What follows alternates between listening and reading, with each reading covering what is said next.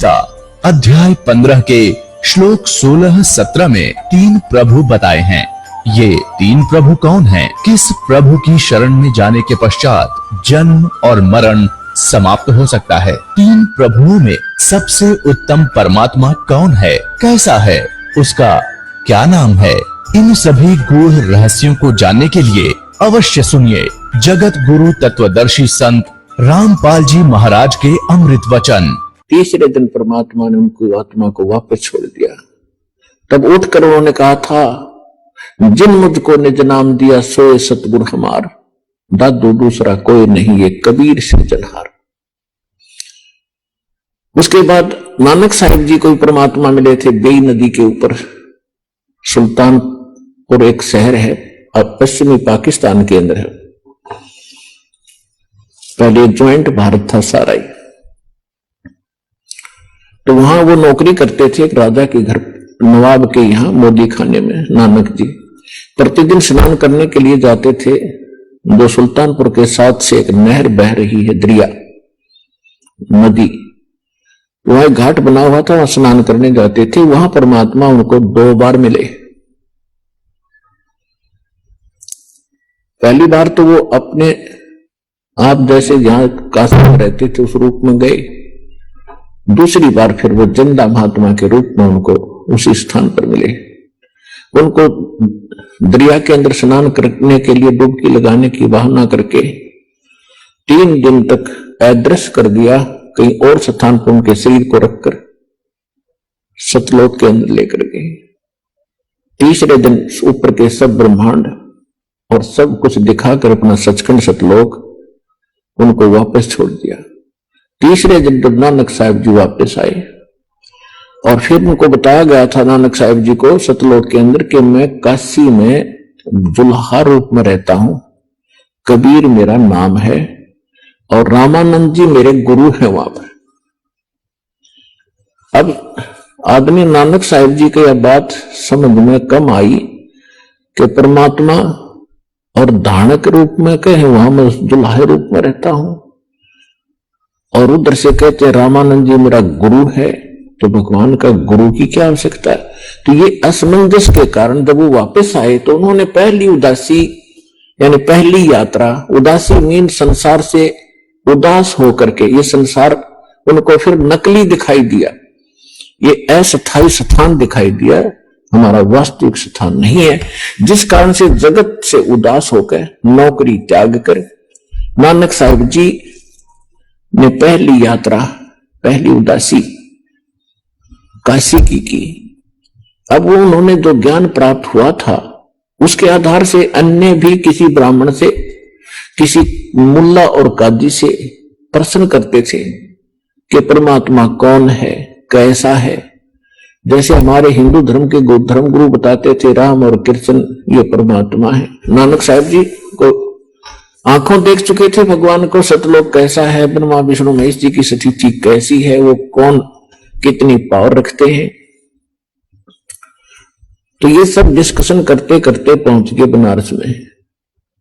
रामानंद जी के बारे में जानकारी प्राप्त की, तुरंत पता लग गया क्योंकि वो वेल नोन थे। वहां से जब पता चला कि आप, नानक साहिब जी ने रामानंद जी से पूछा कि यहां कोई कबीर नाम के कोई दुल्हा धानक है। अब रामानंद जी की आंखों में आंसू आ गए, क्योंकि अब रामानंद जी की कथा को पूरा करेंगे थोड़ा सा हिंट में। अब रामानंद जी क्योंकि परमात्मा से परिचित हो चुके थे उनको, तो रामानंद जी ने एक सेवक भेज दिया नानक जी के साथ अपने आश्रम से, वहां जहां कभी परमात्मा बैठकर जुलाहे का काम कर रहे थे, खड्डी में कपड़ा बुने थे। अब नानक जी को लेकर के वो सेवक यानी दास भगवानों का, और वहां पहुंचा जहां परमात्मा कपड़ा बुन रहे थे, अपने कुटिया में बैठे थे अपनी झोंपड़ी के सामने। अब उस बच्चे ने जाति प्रणाम किया, और जब नानक साहिब जी ने देखा सामने कि ये तो वही है जो सचखंड में मैंने देखा था, तब उन्होंने आंखों में आंसू भर के कहा था, भाई सूरक मुलुक की वेश, ए ठगवाड़ा ठगी देश। ये खरा सियाणा बोता बार ये धानक रूप रहा करता, लोगों धानक रूप रहा करता। आंखों में आंसू भर गए, भगवान को सचखंड में देखा, वही यहां बैठा धानक के रूप में, चरणों में गिर गए। और फिर परमात्मा ने कहा कि प्रथम मंत्र दिया, फिर कहा सतनाम आपको फिर देंगे, सतनाम बिना मोक्ष नहीं हो सकता। तो नानक साहब जी ने सचखंड में जो देखा था भगवान, वही देखा जब यहां पर, तो कहा था वाहे गुरु सतनाम श्री वाहे गुरु। यानी सतनाम मिले, अरियो गुरु, वाह गुरु तेरी वाह गुरु, यानी धन्यवाद करते हुए कहा कर वाह वाह वाह भाई वाह, बड़ा यानी उत्तम वस्तु को, और साथ में धन्यवादात्मक जो है ये एक सामूहिक शब्द है, वाह वाह वाह गुरु और सतनाम श्री वाहे गुरु। सतनाम, तो सतनाम दो अक्षर का, जिसमें एक ओम अक्षर है और एक और सांकेतिक है, जिनको सतनाम प्राप्त है उन बच्चों को पता है। तो सतनाम के बिना मोक्ष नहीं। सतनाम आज इस पृथ्वी पर दास के अतिरिक्त किसी के पास नहीं। अगर कोई इसको हटकर कोई दे भी रहा हो पढ़ के हमारी पुस्तक से, वो अधिकारी नहीं। एक ड्राइविंग लाइसेंस है गाड़ी चलाने का, यदि उसको भी कोई नकली बनवा रहा हो तो वो भी मौके में काम ना देगा, उसको सजा होगी। धोखा कितने दिन दे रखो, जिस दिन वो फंसेगा पकड़ा जाएगा उसी दिन उसकी सीधी सजा होगी। इसी प्रकार ये दो नकली संत हैं और नकली नाम दे रहे हैं और नकली गुरु बनकर शिष्य बना रहे हैं, ये डुप्लीकेट लाइसेंस बना रहे हैं। ये भी दोषी है और इनके चेले भी हानि उठाएंगे, इनको भी बहुत नुकसान होगा।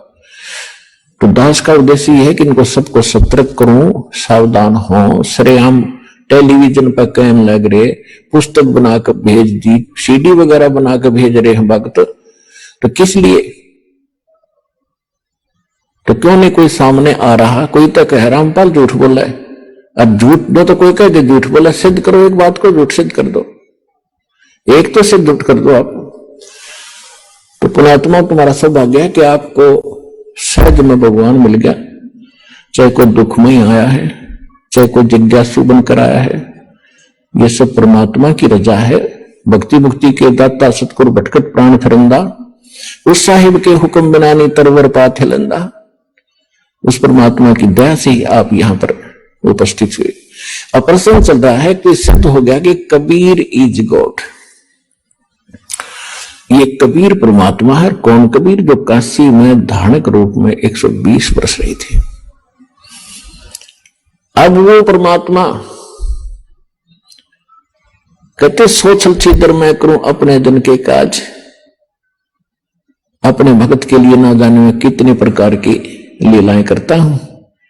कभी कोई रूप बना लेता हूं, कभी कुछ रूप में बैठ जाता हूं, कभी किसी रूप में, यानी उनको सत्य मार्ग बताने के लिए ही मैं प्रयत्नशील रहता हूं। गोता मारू स्वर्ग में जा बैठूं पाताले, कहे कबीर ढूंढता फिरूं अपने हीरे मोती लाले। आप परमात्मा के हीरे मोती और लाल हो। जिनके लिए परमात्मा भटक रहे हैं वो कहते हैं कि गोता मारो स्वर्ग में। स्वर्ग में गए, वहां ब्रह्मा विष्णु महेश से मिले, तो ये भी उसी की आत्मा है। हम बैरागी ब्रह्म पद सन्यासी महादेव, सो हम मंत्र दिया शिव जी को वो करे हमारी सेव। अब कबीर साहब कह रहे हैं कि मैं भगवान शंकर के पास गया था, तुम्हारे भगवान शंकर के पास, उनको वो ज्ञान बताया था, सृष्टि रचना की जानकारी दी थी, वो प्रभावित हुए थे, उन्हें मुझे गुरु बनाया था, उनको मैंने सोहम नाम दिया था। पुणात्माओं, सोहम मंत्र न किसी वेद में, न किसी पुराण में और न किसी गीता में, ये परमात्मा ही अपने, क्योंकि परमात्मा का जो ज्ञान है वो कंप्लीट ज्ञान है और वो सर्वशक्तिमान है। तो परमात्मा कहते हैं सोहम शब्द हम जग में लाए, ये सोम शब्द हमने आकर प्रकट किया है और सार शब्द हमने गुप्त छुपाए।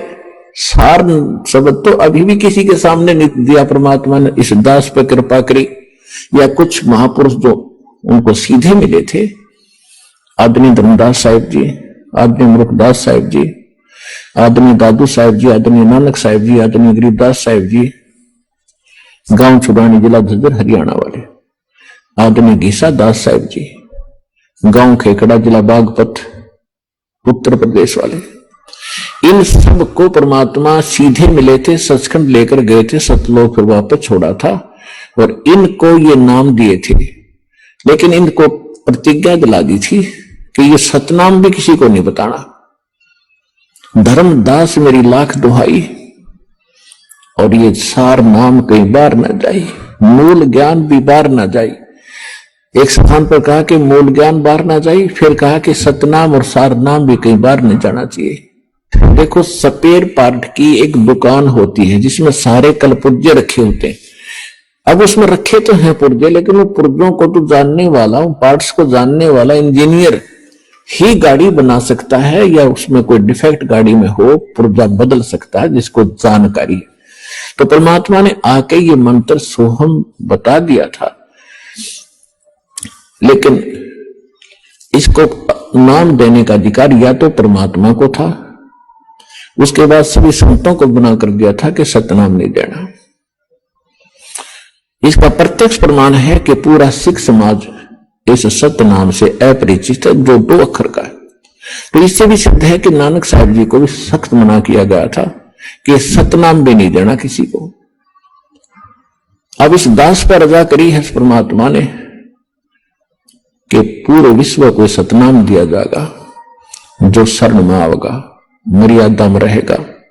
सकल सृष्टि प्रवानिक हुई, परमात्मा ने कहा कि पूरा विश्व नाम लेगा और सतनाम का घर घर उच्चारण होगा, जाप किया करेंगे। ये इसलिए छुपा के रखा था, परमात्मा ने कहा था अपनी प्यारी आत्माओं को, सभी को समझा दिया था कि यदि आप इसको डिस्क्लोज कर दोगे, सतनाम को 2 अक्षर के को, तो आने वाले समय में ये काल अपने दूत भेजेगा। ये जितने राधा स्वामी, दर्दन सतगुरु, सच्चा सौदा, सरसार, जगमाल वाले, सरसा वाले, ये जितने सुधांशु जी हैं, गासाराम, ये जितने बड़े, अब ये सारे काल प्रेरित हैं। इनको ज्ञान में नहीं किसी वस्तु का, ना इनको भगवान का पता, ना उनके विधि विधान का पता। तो इनके पास, और जैसे 12 कबीर पंथ चले हैं, गरीबदास जी को भी आदेश परमात्मा ने मना कर दिया था कि लिख दे, पर इसको दान नहीं करना। पूरे गरीबदास पंथ में ये 2 नाम का अखर नहीं था, केवल गरीबदास जी को एक विशेष हिदायत दी गई थी। परमात्मा संग रहते हैं पल पल में।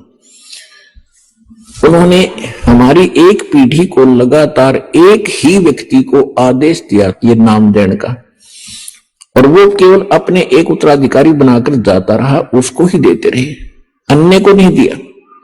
तो जिस कारण से यह जोत वहां से जला हुआ कनेक्शन जुड़ा हुआ इस दास तक पहुंचा।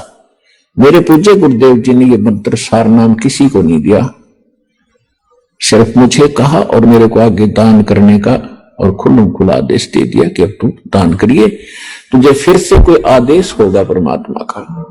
1997 में परमात्मा स्वयं आकर के इस दास रजा करी कि अब सार नाम भी प्रत्यक्ष करते बेशक और सतनाम भी खुला देते। अब समय आ गया।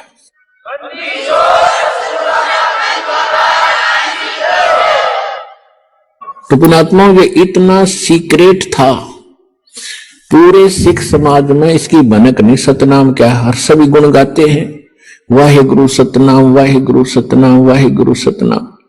ना सतनाम का पता, क्योंकि नानक साहब जी सतनाम का जाप करते थे 2 अक्षर के मंत्र का, लेकिन आगे नहीं दिया उन्होंने, क्योंकि वो पक्के भगत थे।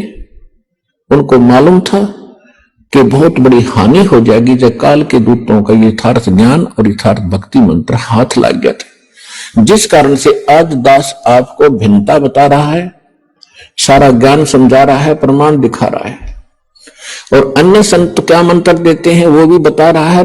यहाँ आने वाले भक्त भी बताते हैं कि उन्होंने ये मंत्र हमें दान किए, जो किसी भी संत या किसी ग्रंथ में प्रमाणित नहीं है। उनको कहते हैं मनमाना आचरण। शास्त्र विधि त्याग कर अपनी मर्जी से की जाने वाली साधनाएं व्यर्थ होती हैं, वो फिजूल की होती हैं, जिस कारण से उनको लाभ नहीं हो रहा था। अब जो प्रसंग चल रहा है हम उसी पर आते हैं। अब स्वामी रामानंद जी परमात्मा की प्रत्येक बात को हृदय में तो महसूस कर रहे हैं कि बोल तो सारी सच्ची रही। तो परमेश्वर ने कहा कि आप साधना क्या करते हो, इष्ट यानी विष्णु जी की उपासना में आप क्या क्या साधना करते हो। स्वामी रामानंद जी ने बताया कि ओम नमो भगवते वासुदेवाय और सहस्रनामा विष्णु जी का, हरे कृष्ण हरे राम राधे राधे श्याम में लागे, और एकादशी का व्रत भी रखता हूं। परमात्मा ने कहा कि जो मंत्र आप जाप करते हो ये वेद में या गीता में प्रमाणित है कहीं पर। गीता जो है श्रीमद् भगवत गीता चारों वेदों का निष्कर्ष है। वेदों में और गीता जो वेद और गीता जो है ये गॉड गिवन स्पिरिचुअल नॉलेज है, परमात्मा का दिया हुआ अध्यात्म ज्ञान है। और पुराण महाभारत आदि जो सुख सागर है ये किसी ऋषि और ब्रह्मा जी का ज्ञान आगे ऋषियों को प्राप्त हुआ। उन ऋषियों ने अपनी सोच अपना अनुभव उसमें मिक्स करके अलग अलग उसको 18 भागों में बांट लिया। तो ये ज्ञान गॉड गिवन नहीं है, ये ऋषियों का अपना अनुभव है। ये अनुभव और ये पुराणों वाला ज्ञान वेदों और गीता से नहीं मिलता, तो यूजलेस है। जो शास्त्र विधि, जो भक्ति विधि, ज्ञान और चीज होती है। पुराणों में जो ज्ञान है वो तो उन सत्र का है कि उसने ऐसा किया, उसने ऐसा किया, उसके इतने पुत्र थे, वो ऋषि था, वो राजा था, ये इस तरह के ज्ञान है। और जहां भक्ति और के मंत्र हैं, भक्ति की साधना की विधि है, तो वो किसी ऋषि विशेष की है। यदि वेदों और गीता से नहीं मिलती तो वो इनकम्प्लीट है, अधूरी है, मनमाना आचरण है। तो परमात्मा ने कहा कि गीता अध्याय नंबर 8 के श्लोक नंबर 13 में एक मंत्र है, ओम इति एक अक्षरम ब्रह्म व्योहरण माम अनुसमरण ये परियाति तजम देहम सयाति परमाम गति। गीता ज्ञान दाता श्री कृष्ण नहीं है। श्री कृष्ण के अंदर वो ब्रह्म बोल रहा है, ब्रह्म। अब ब्रह्म कौन है? क्योंकि पुण्यात्मा आप तो एक सीधे से बालक हो, स्टूडेंट हो, और जिन टीचरों के पास आप पढ़ कर आए हो उनको कह नहीं बता था, सिर पैर नहीं बता रखा भक्ति का। गीता अध्याय नंबर 15 के श्लोक नंबर 1 में बताया है कि उल्टा लटका हुआ संसार रूपी वृक्ष जानो, जिसकी ऊपर को जड़ है वो तो परम अक्षर ब्रह्म है, परम देव पुरुष है, जो सबके आधार हैं, सबके पालन करता। क्योंकि पूरे वृक्ष को जड़ से ही, मूल से आहार प्राप्त होता है, उसकी खुराक मिलती है, जिससे वो प्रफुल्लित होता है। तो ऊपर को जड़ है वो तो पूर्ण परमात्मा है, और नीचे को शाखा है। और जो संत इस उल्टे लटके हुए संसार रूपी वृक्ष के सभी विभाग बता देता है, स वेदविद। तो ये 600 वर्ष पहले परमात्मा ने स्वयं ये लीला की थी, एक सतगुरु की, एक तत्वदर्शी संत की। उन्होंने 600 वर्ष पहले कहा था अक्षर पुरुष एक पेड़ है, सर पुरुष वाकी डार। सर पुरुष कहते हैं ज्योत निरंजन काल को, ब्रह्म को। अक्षर पुरुष कहो या अक्षर ब्रह्म कहो, सर पुरुष कहो, सर ब्रह्म कहो, तो अक्षर पुरुष एक पेड़ है, सर पुरुष यानी ज्योत निरंजन वाकी डार, और तीनों देवा रजगुण ब्रह्मा सतगुण विष्णु तम गुण शिव जी, तीनों देवा शाखा है, और फिर पात रूप संसार। अब मूल कौन है? वो जड़ कौन है? अब परमात्मा यहां ऑप्शन छोड़ गए। वैसे तो उन्होंने जगह जगह कहा कि हम ही अलखला हैं, कुतुब गोस और पीर, गरीबदास खालिक धनी हमारा नाम कबीर। लेकिन यहां इस दास के लिए छोड़ दिया बताने के लिए कि जड़ कौन है? वो परम अक्षर ब्रह्म है। उसका प्रमाण कहां है? गीता अध्याय नंबर 15 के श्लोक नंबर 16 और 17 में 3 पुरुष हैं, 16 में 2 पुरुष। गीता अध्याय नंबर 15 के श्लोक नंबर 16 में 2 पुरुष है, सर पुरुष और अक्षर पुरुष। और ये दोनों नासवान, और इनके अंतर्गत जितने प्राणी आते हैं वो सारे नासवान। जीवात्मा तो किसी की भी नहीं मरती, हो तो विषय अलग है। तो सर पुरुष कौन है? अक्षर पुरुष कौन है? सरपुरुष ये ज्योत स्वरूपी निरंजन ब्रह्म है, जो ब्रह्मा विष्णु महेश का पिता है, दुर्गा का पति है। सरपुरुष की जो है केवल 21 ब्रह्मांड है, 21 और इसके बाद जो अक्षर पुरुष है, सरपुरुष के यानी ब्रह्म के 21 ब्रह्मांड है, और अक्षर पुरुष जो है उसके 7 शंख ब्रह्मांड है, नील पद्म शंख, 7 शंख ब्रह्मांड का स्वामी है। इसको पर ब्रह्म भी कहते हैं। एक तो ये ज्योति निरंजन भी ब्रह्म कहलाता है, और फिर इससे नेक्स्ट ब्रह्म दूसरा ब्रह्म यानी पर ब्रह्म। तो ये दो तो स्पष्ट कर दिए गीता अध्याय नंबर 15 के श्लोक नंबर 16 में। अब गीता अध्याय नंबर 15 के श्लोक नंबर 17 में कहा कि उत्तम पुरुष है तू अन्य परमात्मा इति उदाहरते है, ये लोकत्रयम् आविश्य विवर्ती अवेश्वर है। उत्तम पुरुष यानी श्रेष्ठ परमात्मा पुरुषोत्तम, वो पुरुषोत्तम तो कोई और है, सरपुरुष और अक्षर पुरुष से हटकर है, और उसी को परमात्मा कहा जाता है, और जो तीनों लोकों में प्रवेश करके सबका धारण पोषण करता है, वो है अविनाशी परमात्मा। अब वो तीसरे नंबर का परमात्मा उत्तम पुरुष पुरुषोत्तम कौन है, वो स्पष्ट करने के लिए थोड़ा सा और आपको पीछे से जाएंगे। गीता अध्याय नंबर 4 के श्लोक नंबर 34 में कहा है कि अर्जुन, यदि तूने पूर्ण परमात्मा के पाने की और भक्ति मार्ग को यथार्थ ढंग से जानना है तो तत्वदर्शी संतों के पास जा, वो तत्व ज्ञान रखते हैं। गीता अध्याय नंबर 4 के श्लोक नंबर 32 में कहा है कि वो ज्ञान जो है यज्ञों की कंप्लीट यानी संपूर्ण जानकारी, यज्ञ माने धार्मिक अनुष्ठानों की पूर्ण रूप से जानकारी परमात्मा स्वयं अपने मुख कमल से आकर बोलता है, वो तत्व ज्ञान है, उसको सूक्ष्म वेद कहते हैं। यहां अनुवादकर्ताओं ने गीता अध्याय नंबर 4 के श्लोक नंबर 32 में अनुवादकर्ताओं ने जहां इनकी बुद्धि स्लप करगी, फेल होगी, इन्होंने उल्टे अर्थ कर दिए। यहां ब्रह्मणे मुखे शब्द है, चौथे अध्याय के 32वें श्लोक में ब्रह्मणे मुखे मूल पाठ में, इन्होंने ब्रह्मणे का अर्थ यहां कर दिया वेद की वाणी में। और गीता अध्याय नंबर 17 के श्लोक नंबर 23 में ये ब्रह्मणे शब्द है, ओम तत्सत इति निर्देश ब्रह्मणे त्रिविध समर्थ है। उसमें लिखा है कि ब्रह्मणे माने सच्चिदानंद घन ब्रह्म यानी पूर्ण परमात्मा के पाने के लिए 3 मंत्र के जाप का निर्देश है, ओम तत्सत। ये 3 पुरुष हैं, 3 भगवान हैं, 3 ब्रह्म हैं। एक सरपुरुष कहो, इसको सरब्रह्म कहो, दूसरा अक्षर पुरुष कहो, इसको अक्षर ब्रह्म कहो, और तीसरा, अब तीसरे को क्लियर करने दास जा रहा है। तो यहां 3 मंत्र हैं, ओम तत्सत। ओम तो ब्रह्म का, और तत् ये परब्रह्म का, अक्षर पुरुष का, और सत्य है ये तीसरे परमात्मा का, जो उत्तम पुरुष है तो अन्य उस परमात्मा का मंत्र है। ये कोड वर्ड है, तत् और सत्य ये सांकेतिक है, ओम सीधा डिक्लेयर है तो पहले से सार्वजनिक है। तो 3 पुरुष हैं गीता अध्याय नंबर 17 के श्लोक नंबर 23 में, उनके 3 मंत्र हैं, तीनों के जाप हैं, उससे कंप्लीट कोर्स बनता है मोक्ष का। अब गीता अध्याय नंबर 4 के श्लोक नंबर 32 और 34 का सारांश है। गीता ज्ञानदाता कहता है कि वो परमात्मा स्वयं अपने मुख कमल से यहां आकर अपने मुख कमल से जो ज्ञान देता है वो कंप्लीट स्पिरिचुअल नॉलेज है, वो पूर्ण अध्यात्म ज्ञान है, और उसके अंदर यज्ञों की यानी धार्मिक अनुष्ठानों की जानकारी विस्तार से कही गई है। वो तत्व ज्ञान है जो भगवान स्वयं आकर बोलता है। वो ज्ञान अब तुझे तत्वदर्शी संतों के पास मिलेगा। चौथे अध्याय के 34वें श्लोक में कहा कि उनसे पूछ ले।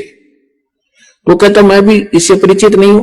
अब 7वें अध्याय के 29वें श्लोक में गीता ज्ञानदाता कहता है कि अर्जुन, जो मेरे इस ज्ञान को आश्रय कर लेगा, तत्वदर्शी संत खोज लेता है, उसको तत्वदर्शी संत मिल जाते हैं जो पूर्ण परमात्मा की यथार्थ भक्ति और ज्ञान जानते हैं। उसके पश्चात उनकी क्या स्थिति होती है कि जरा मरण मोक्षाय यतन्ति ते, जरा मरण मोक्षाय यतन्ति ये ते ब्रह्म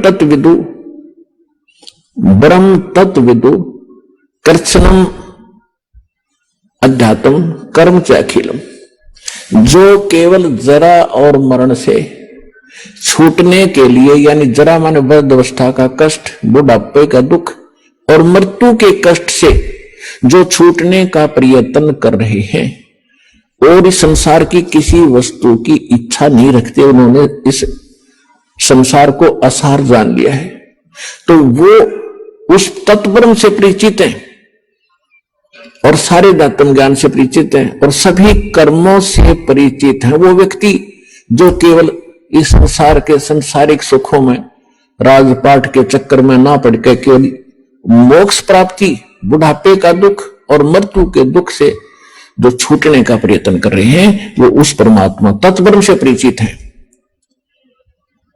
अब 8वें अध्याय के प्रथम मंत्र में अर्जुन ने पूछा, तो किम तत्वब्रह्म, किम अध्यात्म, किम कर्म पुरुषोत्तम। अब कृष्ण जी को पुरुषोत्तम मान रहा था अर्जुन, वैसे हम श्री कृष्ण और विष्णु जी को सुप्रीम पावर मान रहे थे। इसी बुद्धि का सत्र अर्जुन का था, यही पाठ वो पढ़ रहा था। तो उसमें गीता ज्ञानदाता कहता है, श्री कृष्ण में बोल रहा है, ये काल भगवान ब्रह्म ये कह रहा है 8वें अध्याय के 3रे मंत्र में उत्तर दिया अर्जुन के प्रथम मंत्र का प्रश्न का, कि वो परम अक्षर ब्रह्म है। कौन है परम अक्षर ब्रह्म? जिसके जानने के बाद उस तत्वदर्शी संत की प्राप्ति के उपरांत जो उसको समझ जाते हो केवल यहां के संसारिक सुखों के अतिरिक्त से हटकर केवल मोक्ष की ही कामना करते हैं, वो परम अक्षर ब्रह्म है।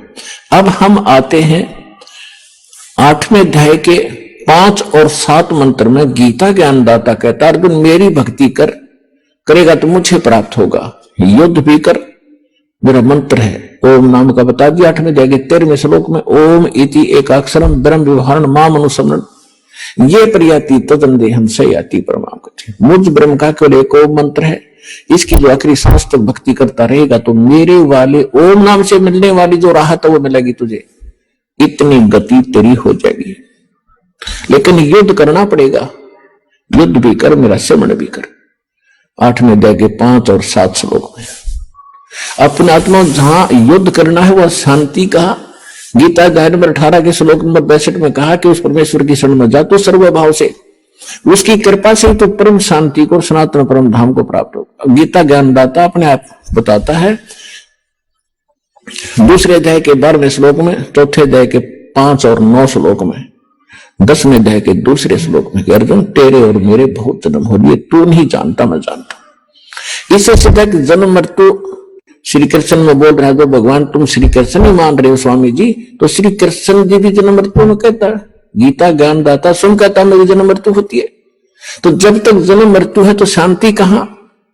गीता अध्याय नंबर 15 के श्लोक नंबर 4 में कहा कि तत्वदर्शी संत की प्राप्ति के उपरांत परमेश्वर के उस परम पद की खोज करनी चाहिए, जहां जाने के बाद साधक फिर लौटकर कभी संसार में नहीं आते, उनकी कभी जन्म मृत्यु नहीं होती और केवल उस परमात्मा की भक्ति को और सब त्याग दो जिसने सब ब्रह्मांडों की रचना की है।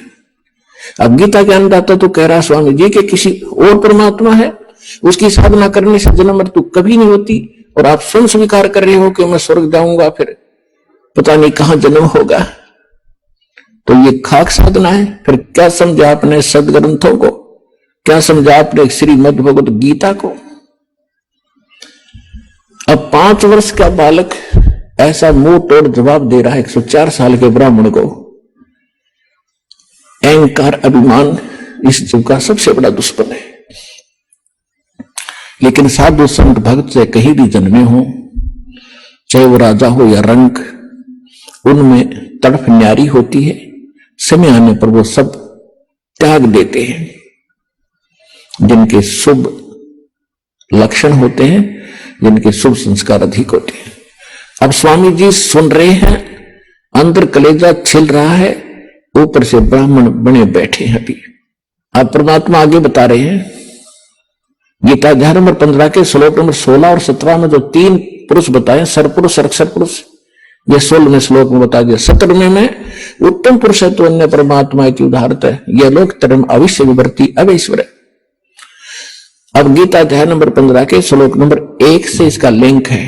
ऊपर को जड़ और नीचे को तीनों गुण रूपी शाखा वाला ये उल्टा लटका हुआ संसार रूपी वृक्ष है, जिसकी ऊपर को जड़ है वो तो पूर्ण परमात्मा है और नीचे को तीनों गुण रजगुण ब्रह्मा सदगुण विष्णु तमोगुण शिव जी रूपी शाखा है। तो परमात्मा ने स्वयं आकर बताया था कि अक्षर पुरुष एक पेड़ है, सरपुरुष यानी ज्योत निरंजन की डार और तीनों देवा शाखा है ये पात्र रूप संसार। अब ये दास बता रहा है कि जो जड़ है वो परम अक्षर ब्रह्म है। गीता अध्याय नंबर 8 के श्लोक नंबर 3 वाला वो परम अक्षर ब्रह्म है। वो परम अक्षर पुरुष कहो, परम अक्षर ब्रह्म कहो। और गीता अध्याय नंबर 15 के श्लोक नंबर अब 17 पर आते हैं। उत्तम पुरुष है तो अन्य परमात्मा इति उदाहरते हैं, यह लोक धर्म अविषय विवर्ती अवेश्वर है। उत्तम पुरुष पुरुषोत्तम यानी श्रेष्ठ भगवान जिसको परमात्मा कह सकते हैं, कहा जाता है, जो वास्तव में अविनाशी है, जो सबका धारण पोषण करता है, सबके तीनों लोकों में प्रवेश करके सबका धारण पोषण करता है, वो अविनाशी परमात्मा है। वो परम अक्षर ब्रह्म है। वो संसार रूपी वृक्ष की जड़ है जिससे सबकी परवरिश होती है। पूरे वृक्ष की परवरिश जड़ से होती है, मूल से होती है। तो वो परम अक्षर ब्रह्म जो है वो जड़ है पूरे संसार की, वो परम अक्षर ब्रह्म है। गीता अध्याय नंबर 18 के श्लोक 62 में जिसके विषय में कहा है कि अर्जुन तो सर्वभाव से उस परमेश्वर की शरण में जा, उसकी कृपा से तो परम शांति को और सनातन परम धाम को प्राप्त होगा। तो यहां गीता अध्याय नंबर 8 के श्लोक 5 और 7 में गीता ज्ञानदाता ने अपने विषय बता दिया कि भक्ति भी कर, युद्ध भी कर, जन्म मृत्यु तेरी भी रहेगी, मेरी भी रहेगी। तो गीता ज्ञानदाता के पास वो कंप्लीट कोर्स नहीं है जिससे जन्म मृत्यु उसकी कट सके और उसके उपासक की कट सके। स्पष्ट कर दिया। अब वो कहता है कि उसके लिए तत्वदर्शी संतों ने खोज ले। तो इस विश्व में आज तत्वदर्शी संत ये रामपाल दास है, जिला हिसार, हरियाणा।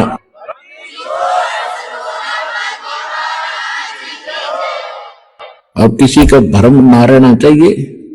देखो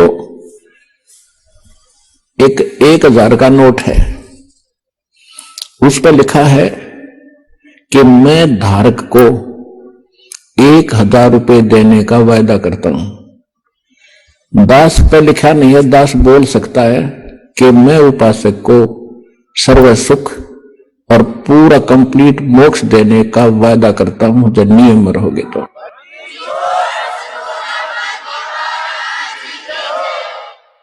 तो पुण्यात्मा बिना बताए पता कैसे चले। स्वयं परमात्मा 120 वर्ष रह कर चले गए, हम लाल की पहचान करना जानते नहीं, इस कारण से मार खाते रहे। और एक तो कहना होता है विद प्रूफ प्रूव करूंगा कि इस विश्व में किसी के पास ज्ञान नहीं, किसी के पास समाधान नहीं और कबीर जैसा भगवान नहीं, और इस परमात्मा के दास को जो प्राप्त है कबीर परमात्मा का दिया हुआ ऐसा कोई ज्ञान नहीं।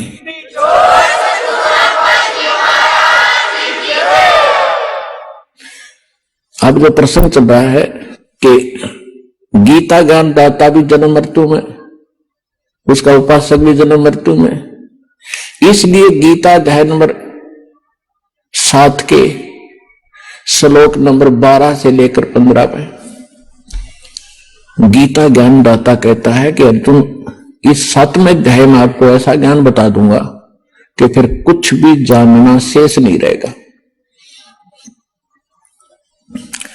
इसमें क्या बताया है कि तीनों गुणों से जो हो रहा है, रजगुण ब्रह्मा से, सतगुण विष्णु से, तमगुण शिव जी से। रजगुण ब्रह्मा से उत्पत्ति, सतगुण विष्णु जी से सतीथि और तमगुण शंकर जी से संहार दोहरा। इसका निमित्त कारण मैं ही हूं। प्रसंग थोड़ा सा रह गया बीच में। गीता अध्याय नंबर 8 के श्लोक नंबर 5 और 7 में गीता ज्ञानदाता ने अपनी साधना बता दी और अपनी परिस्थिति बता दी सारी, कि मुझे प्राप्त होगा, ओम नाम का जाप करेगा, युद्ध तो करना पड़ेगा।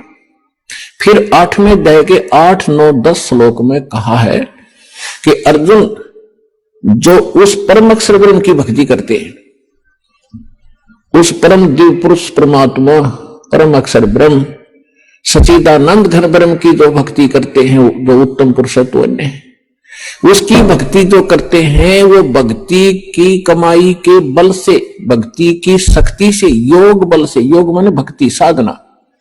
योग का अर्थ ये नहीं है कि आसन पद्म लगा कर बैठ जाए आंखें बंद करके या ऊपर न पैर कर लिए अटपट, ये योग नहीं है। योग का अर्थ होता है जोड़, आत्मा का परमात्मा से मिलन करना, ये भक्ति क्रम कहलाता है। तो योग माने भक्ति भी होती है कि भक्ति योग के बल से, साधना के बल से, भक्ति की कमाई की शक्ति से उस परमात्मा के पास चला जाता है और मेरी साधना करने वाला मुझे प्राप्त होता है।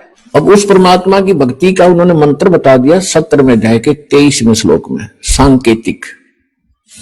ओम तत् सत इति निर्देश ब्रह्मण तिर्विद समर्थ है,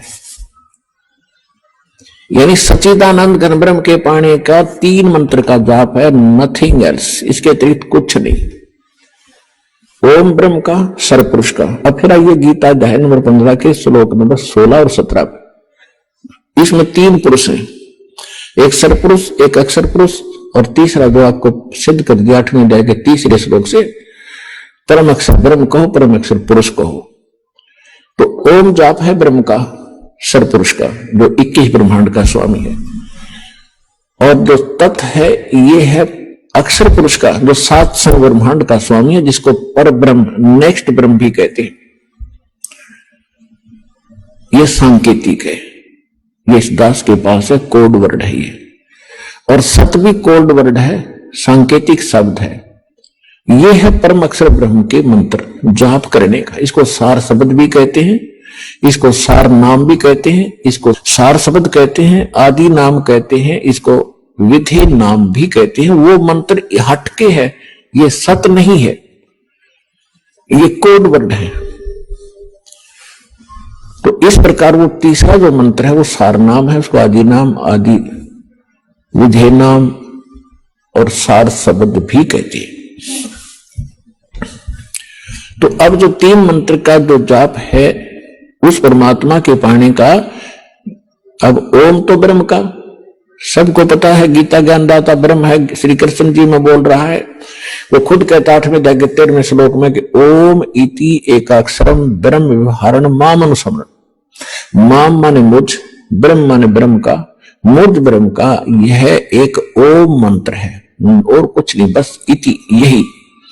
और अंतिम सांस तक जो इसका जाप करता हुआ शरीर त्याग कर जाता है तो ओम से मिलने वाली परम गति को प्राप्त होता है। ओम की परम गति क्या है, ओम से क्या उपलब्धि होगी? ब्रह्म लोक में जागा, ब्रह्म लोक में। श्रीमद् देवी भागवत 7वां स्कंध 562 और 63 पृष्ठ पे स्वयं देवी जी कह रही है, हिमालय राजा को ज्ञानोपदेश कर रही है और ब्रह्म का स्वरूप बता रही है कि उस ब्रह्म का ओम नाम है। ओम नाम का जाप कर हृदय से उसको पाने का उद्देश्य रख और फिर वहां चला जाएगा, ब्रह्म लोक को प्राप्त होगा। उस ब्रह्म को प्राप्त होगा, वो ब्रह्म लोक रूपी दिव्य आकाश में रहता है। यानी ब्रह्म का साधक, ओम नाम का जाप करने वाला ब्रह्म लोक में जागा। वो ब्रह्म की साधना करा, सरपुरुष की, 21 ब्रह्मांड के स्वामी की, काल की साधना करा है। गीता अध्याय नंबर 8 के श्लोक नंबर 16 में कहा है कि ब्रह्म लोक में गए हुए प्राणी भी पुनरावृत्ति में उनकी जन्म मृत्यु सदा बनी रहेगी। वो ये स्पष्ट कर ही चुका है कि अर्जुन तेरे और मेरे बहुत जन्म हो चुके, तू नहीं जानता, मैं जानता हूं।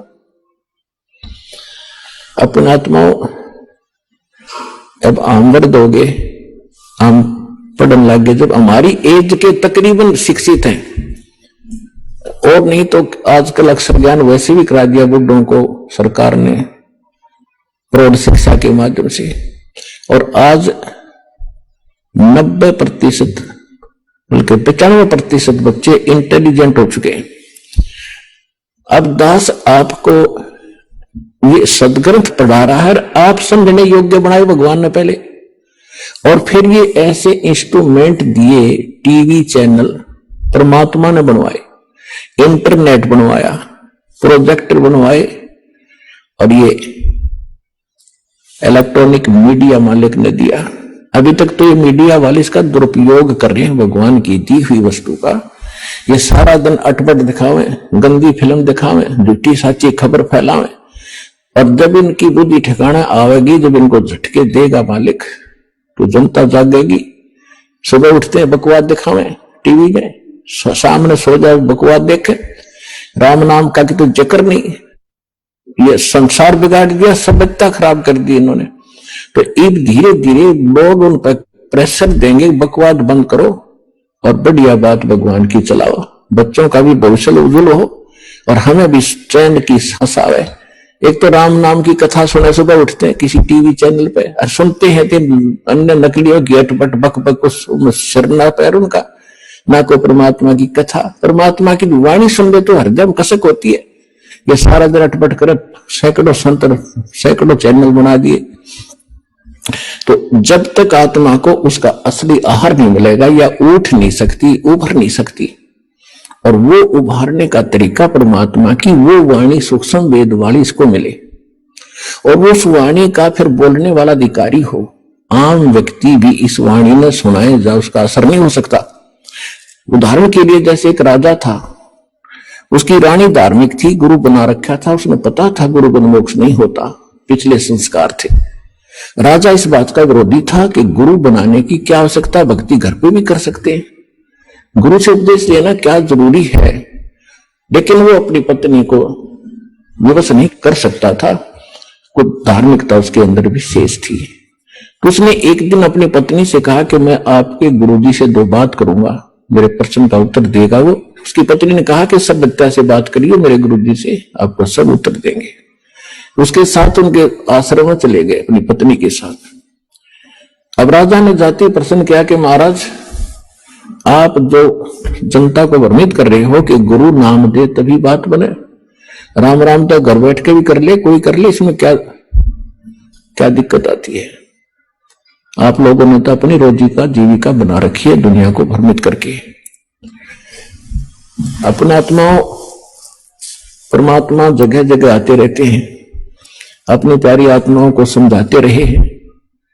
कहीं भी जाकर किसी साधु संत के रूप में कुछ दिन रहते थे, फिर चले जाते थे। वहां जो पुण्य आत्मा होती थी वो आ जाती थी, उनसे आशीर्वाद से धर्म पुण्य करवाकर उनको चार्ज कर जाते थे। इस समय के लिए वो भक्ति को जीवित रखना चाहते थे। तो परमात्मा यानी उस संत जी ने कहा कि राजन, एक विस्तार के साथ आपको बताना पड़ेगा। अब दो शब्दों में इसका उत्तर मैं दे नहीं सकता, और मुझे और भी बहुत भगत बैठे, इनसे मिलना है। मैं कभी आपके घर आऊंगा तब इसका उत्तर दूंगा। राजा ने सोचा, और अच्छा वहां आराम से इसका मगज चाटूंगा, वहां जाएगा तो अच्छी बात है, ठीक है जी। समय बता दिया कि उस दिन आऊंगा, तीसरे दिन, और इस समय आऊंगा। अब राजा इंतजार कर रहा था, और रास्ते में पहरेदारों उन जो खड़े थे सैनिक अंग रक्षक, उनको बोल दिया था कि साधु आएंगे, उनको आने देना, रोकना नहीं। स्वयं सिंहासन पर विराजमान होकर बैठा था, सामने आसपास मंत्री खड़े थे, सैनिक अंग रक्षक खड़े थे राजा के। अब जो ही संत जी वहां राजा के पास पहुंचे, वहां सैनिक खड़े थे, सिपाही खड़े थे। उन सिपाहियों से संत ने कहा कि इसे अरेस्ट कर लो, इसको गिरफ्तार करो। किसको? राजा को। राजा की तरफ संकेत कर रहा था कि सैनिकों इसे गिरफ्तार करो। एक बार कहा, राजा ने सोचा वैसे मजाक करें, दूसरी बार सीरियसली कहा तो राजा ने सोचा ये तो भी बकवाद कर रहा है। तो राजा ने कहा कि सैनिकों इसको अरेस्ट करो। इतना ही कहा था, सैनिकों ने, सिपाहियों ने उस महात्मा को चारों तरफ से जकड़ लिया। अगले आदेश की इंतजार कर रहे थे कि इसका क्या करें। तब संत जी ने कहा कि महाराज, आप राजन आए अतिथि का, साधु संत का सत्कार करा करते हैं, कैसे बेइज्जती किया करते हैं। तो राजा ने कहा कि आप बात ही कुछ ऐसी कर रहे हो जो ऐसे व्यक्ति को क्या सत्कार दिया जाए, आप क्या बकवास कर रहे हो। संत जी ने कहा, मैं आपके उस प्रश्न का उत्तर दे रहा हूं जो आपने परसों पूछा था मेरे आश्रम में जाके। कि गुरु जी की क्या आवश्यकता है, भक्ति तो हम खुद भी कर सकते हैं। राजा बोला ये खाक उतर दिया तो आप तो मेरी गद्दी पर कब्जा करना चाहते हो कि तेरी गद्दी को तो मैं थूकूंगी को नहीं। पर बात सुन ले, मैं वो बात बताना चाहता था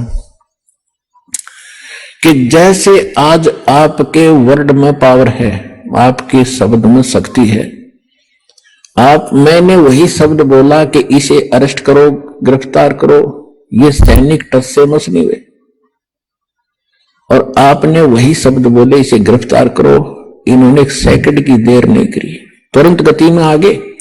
इसी प्रकार संत की शब्द में शक्ति होती है, जो वचन वाणी सत्संग वो करेंगे उससे तुरंत असर होता है, उसको आम आदमी बकता रहो उसे कोई असर नहीं होगा। और यही कारण रहा कि आज तक इन महापुरुषों की वाणी ग्रंथ बनाकर भी लोग जाप करते रहे, इसका पाठ भी करते रहे।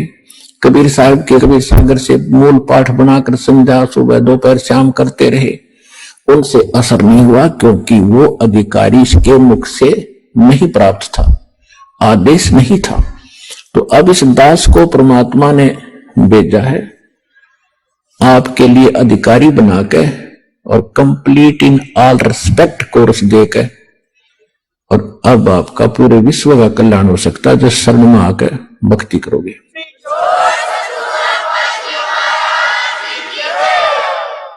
तो प्रसंग चल रहा है कि ऐसे इस दास से प्राप्त मंत्र के लेने से फिर आपको विशेष लाभ होगा, और तभी ये आपकी भक्ति और आपके रोग, आपके संकट, आपके निवारण होंगे। करेगा भगवान, कबीर साहब करेंगे, लेकिन नियमित आज इस दास को बना रखा है। इसके अतिरिक्त कोई और नकली अपने आप को संत महंत बनकर ये मंत्र देने लगेगा, वो इस मानव समाज का जबरदस्त शत्रु समझ लेना, अपना जीवन नाश करेगा और 10, 20, 100, 200 नोट डुबो देगा। तो ऐसे व्यक्तियों से भी आपने सतर्क रहना है। अधिकारी के बिना कोई भी सिंपल आप देख लो, अपने रोज प्रतिदिन के जीवन में देख लो, अनधिकारी से कोई भी आपका सर्टिफिकेट भी अटेस्टेड है, वो भी कामयाब ना करे, वो भी काम नहीं दे। और हम तो एक इतने अनमोल जीवन के साथ सौदा कर रहे हैं, और इसको ऐसे सहज में ले रखा हमने, क्योंकि हम इससे परिचित नहीं है।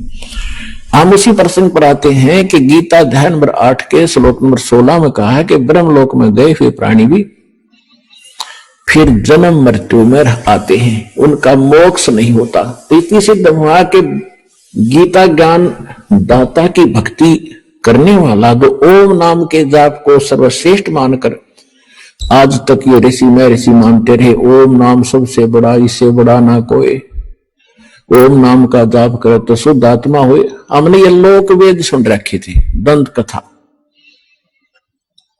और उसी पर आरूढ़ थे। अब ओम तो बहुत निम्न स्तर का जाप है इस मोक्ष मार्ग में, लेकिन ये व्यर्थ नहीं है। कई नकली कबीरपंथी कहते हैं कि हम न तो ओम जाप की सलाह देते, न सोहम की देते, ये तो काल के जाप हैं, और जाप क्या देते हैं, सतनाम सतगुरु, या 5 नाम देते हैं, अजर नाम, अम्मी नाम, अमर नाम, पातल सिंधु नाम, ये हंस का काम, ये तो पूरी आरती घोट रखी है, ये कोई मंत्र है। तो पुण्यात्मा, जब तक संत नहीं मिलेगा, सतगुरु नहीं मिलेगा, जीव कल्याण नहीं हो सकता। अब 17वें अध्याय के 23वें श्लोक में स्पष्ट करी थी गीता ज्ञानदाता ने कि उस सच्चिदानंद घन ब्रह्म के पाने के लिए 3 मंत्र के जाप का विधान है, उसका निर्देश है। निर्देश का अर्थ है कति डिसीजन, फाइनल डिसीजन, ये फाइनल ऑर्डर है और कोई नहीं इसके बाद। यानी जो उस पूर्ण परमात्मा के पाने का मंत्र है वो 3 मंत्र का है। और फिर उसने ये भी स्पष्ट कर दिया कि वो कंप्लीट कोर्स तो तत्वदर्शी संत बताएगा, और वो ज्ञान भगवान के द्वारा बोला हुआ होगा, वो तत्व ज्ञान होगा। तो उस कंप्लीट कोर्स में, वो कंप्लीट कोर्स परमात्मा ने सुन दिया था कबीर सागर में। तो कबीर सागर में इन कबीर पंथियों ने वो नाम डिस्टर्ब कर दिए कुछ, ये जान करके ये तो काल के जाप हैं, हम नहीं करेंगे। अब परमात्मा ने मालूम था काल हमारे यहाँ कहाँ गड़बड़ करेगा, तो आदरणीय गरीबदास साहिब जी के द्वारा दोबारा वो वाणी ज्यों की त्यों कंप्लीट कोर्स उनके माध्यम से फिर बुलवा दिया। और 600 वर्ष पहले पालक ने धर्मदास जी से कहा था कि जब 12वां पंथ चलेगा गरीबदास वाला, उसके गरीबदास जी के माध्यम से मेरी महिमा की वाणी पुनः प्रकट होगी। और फिर उस 12वां पंथ जो गरीबदास जी का चल पड़ा होगा, उसमें चलकर मैं स्वयं आऊंगा और पूरे विश्व का कल्याण करूंगा। तब तक इन मूल मंत्रों को छुपा के रखना। तो ये दास भेज रखे हो गरीबदास पंथ में, जब ना समझ में आओ तो दास बता दे आपको।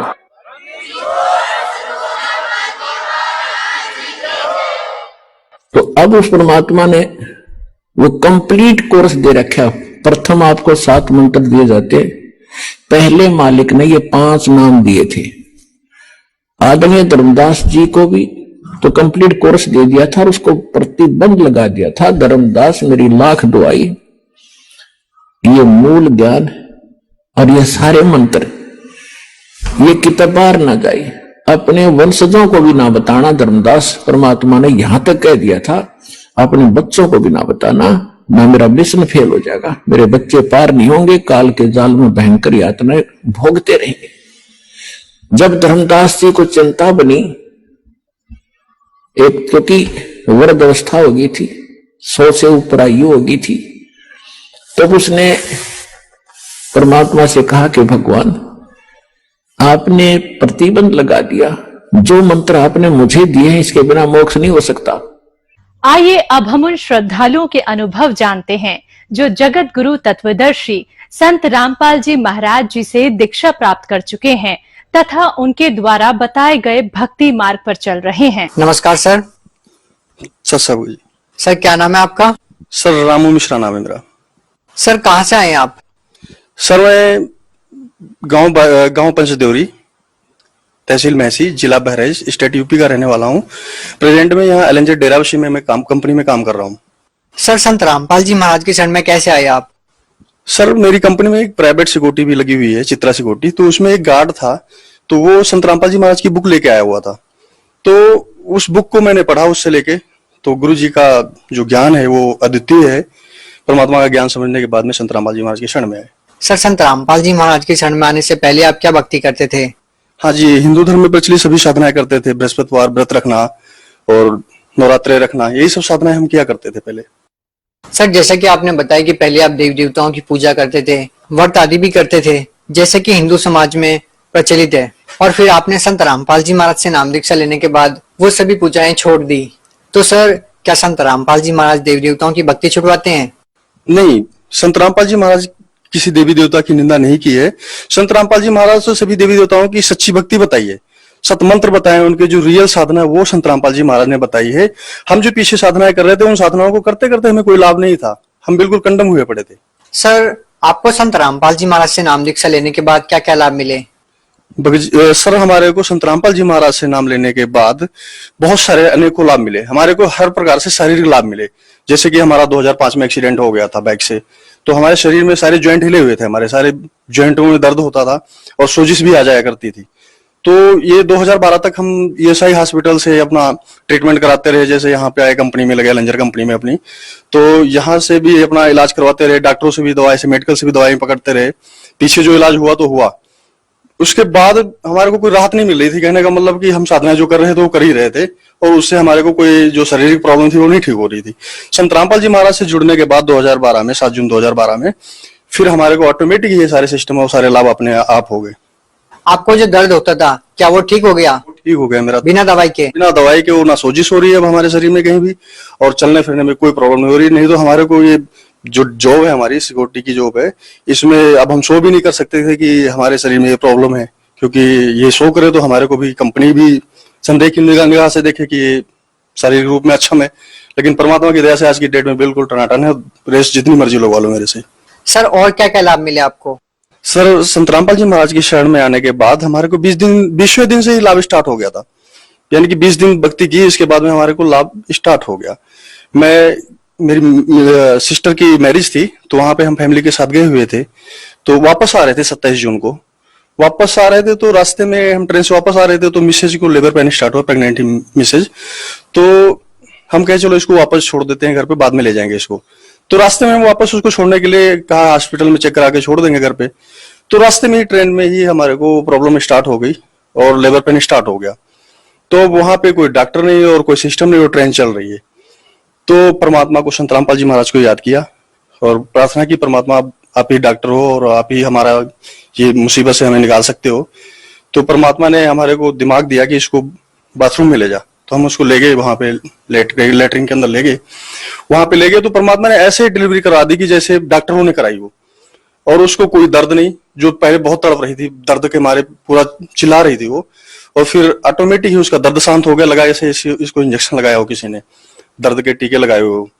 फिर उसको हम वहां से फिर ट्रेन रुकी, अपने स्टेशन पे पहुंचे और लेके गए। जब हॉस्पिटल के सामने पहुंचे तो वहां पे दर्द स्टार्ट हुआ उसको। फिर ले जाके वहां पे हमने इलाज करवाया और ये लाभ हुआ। सबसे बड़ा लाभ ये हुआ परमात्मा का कि हमारे को वहां पे ट्रेन में, चलती ट्रेन में हमारा बचाव किया, नहीं तो वहां पे उसकी डेथ हो जानी थी, जो डॉक्टरों के अभाव में ऐसा हो जाता है। जो बच्चा हुआ हमारा वो पूरी तरह से स्वस्थ और उसको किसी चीज की प्रॉब्लम नहीं। सर एक और मैं अपना लाभ बताना चाहूंगा। सर कंपनी में एज ए सिक्योरिटी में ड्यूटी कर रहा हूँ, तो कंपनी में हमारे कबाड़ी लोग स्क्रैप लोड किए हुए थे। तो स्क्रैप लोड करके बेड करवाने के लिए हमारे को कंपनी ने भेजा कि आप कंडा करवा के लाओ, इसका बेड करवा के लाओ कि कितना माल लोड हुआ है। तो वहां पे हम बेड करवाने गए तो कबाड़ियों की नीयत में थोड़ा डिफरेंट आया। उन्होंने हमारे को खरीदना चाहा, रिश्वत देनी चाहिए, जो कि माल 8 टन था। और यहाँ पे कंपनी में उनसे बातचीत हुई थी जीएम के साथ कि कितना माल लोड हुआ, तो उसने आंकड़ा अपना बताया कि 3 टन हुआ है।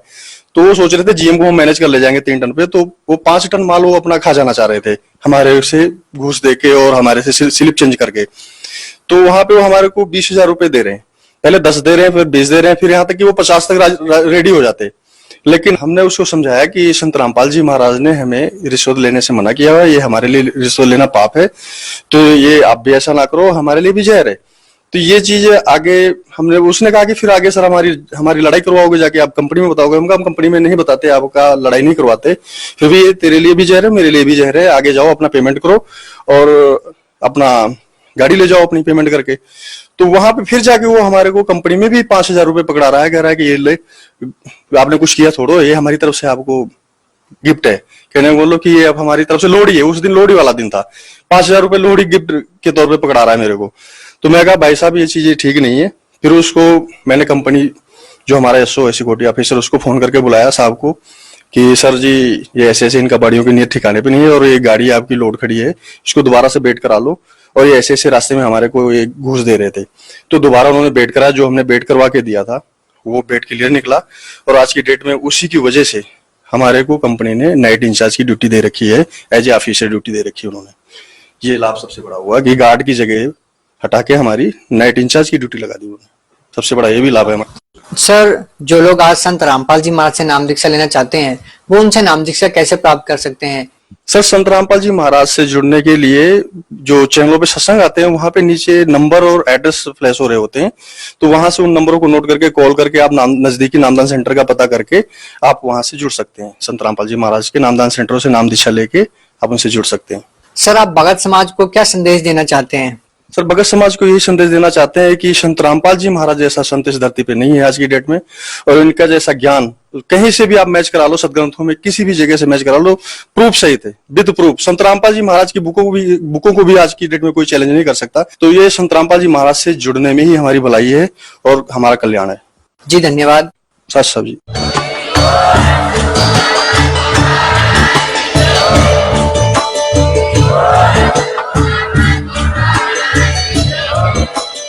आप सुन रहे थे जगत गुरु तत्वदर्शी संत रामपाल जी महाराज जी के मंगल प्रवचन। अधिक जानकारी के लिए विजिट कीजिए हमारी वेबसाइट www.jagatgururampalji.org। संत रामपाल जी महाराज जी के शुभ आशीर्वाद से पूरे विश्व भर में 500 से भी ज्यादा नाम दीक्षा केंद्र हैं, जिन पर संत रामपाल जी महाराज जी द्वारा ऑनलाइन निशुल्क नाम दीक्षा दी जा रही है। अपने नजदीकी नाम दीक्षा केंद्र का पता करने के लिए